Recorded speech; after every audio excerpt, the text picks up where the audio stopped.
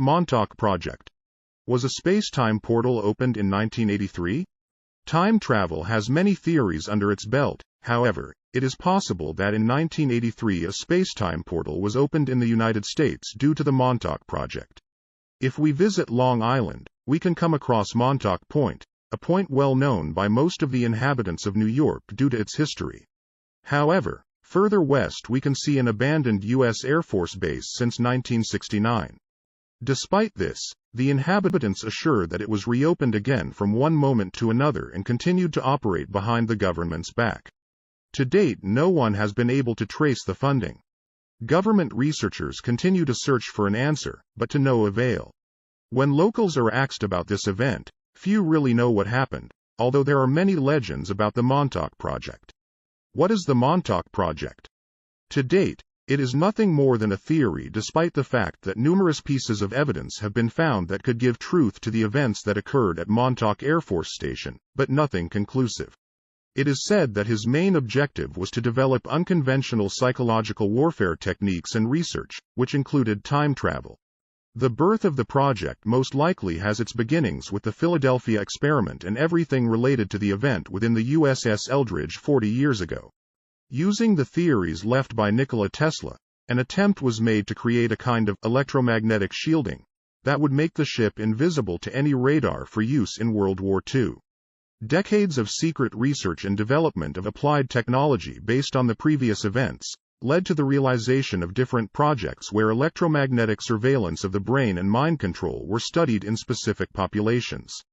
The completion of this project reached its highest point when at the base of Montauk Point, in 1983, they managed to create a space-time rift around 1943. Birth of the conspiracy theory.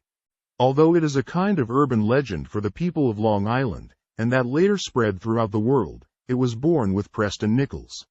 This character stated that for many years, some flashbacks of memories appeared in his head from one moment to another, but he did not know what it was about. However, this helped him so that, little by little, some memories of his participation in the Montauk Project were clearly formed. Due to this, he was motivated to continue investigating, which earned him part of the equipment that was used in the project, in addition to discovering his position as technical director. All of this led to 1943 and the disastrous consequences of what happened with the USS Eldridge. The creation of the Montauk Project. There is no official version, but everything indicates that it is an extension of the Philadelphia experiment mentioned above. In the 1950s, Nichols brought together the surviving researchers and convinced them to continue the previous work, but this time focused on the manipulation of the electromagnetic shield that managed to not only make the ship invisible, but also brought unimaginable consequences. The USS Eldridge had disappeared and reappeared hundreds of miles away in Norfolk, Virginia. Everything seems to indicate that a space-time gap has opened. Many versions of the story claim that the project was rejected by the U.S. Congress as they were not totally sure of the results. But the researchers received secret funding from the Department of Defense, after promising to create a weapon that could be used in psychological warfare. The reason why the financing of the resources has not been traced is because it came from Nazi secret gold that was hidden in a train. The same that was discovered some time later on the Swiss border in France.